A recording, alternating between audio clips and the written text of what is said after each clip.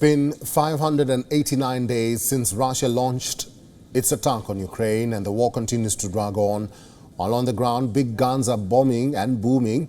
It's the Ukrainians who have been fleeing the heat. But despite a slower than anticipated counteroffensive on the ground, Kiev is increasingly making Moscow feel the pinch. Ukrainians have launched their most daring attack on the Russians, and interestingly, it's Moscow which is confirming this. Russian Defense Ministry says that it has shot down about 31 Ukrainian drones. The attack was a well-coordinated launch during the night. The drone attack appeared to be Kiev's largest single cross-border drone assault reported by Moscow since it launched its invasion 20 months ago.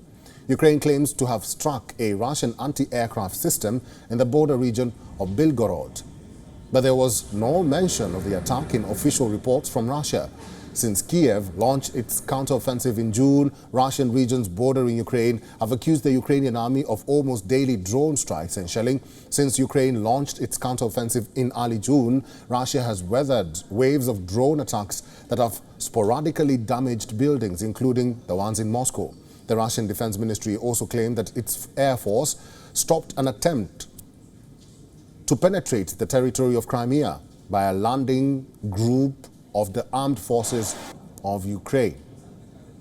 Ukraine has targeted Crimea throughout Russia's offensive, but attacks on military installations there have recently intensified as Kiev vowed to recapture the peninsula, which Moscow annexed back in 2014. While the war is grinding on, the US, which has been the largest donor of weapons, may be slowly inching back. The US Congress included no new money for Ukraine in the stopgap US spending bill it passed on Saturday. This highlights the increasing reluctance of some Republicans to provide funds for Kiev.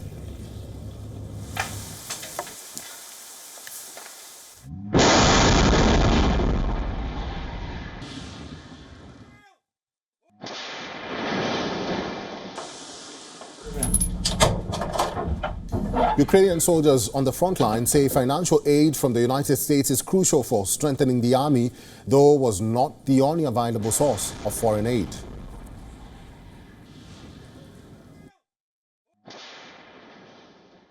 Важкіше, значно важкіше, але не буде іншого вибору, у нас немає попросту. Будемо працювати далі попросту з старою технікою, з тим, що залишилось, і своїми силами будемо виганяти. Це буде затягуватись на більший час, але в кінці кінців буде перемога.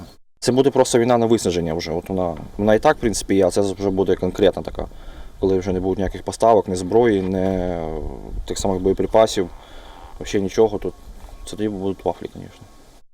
WION is now available in your country. Download the app now and get all the news on the move.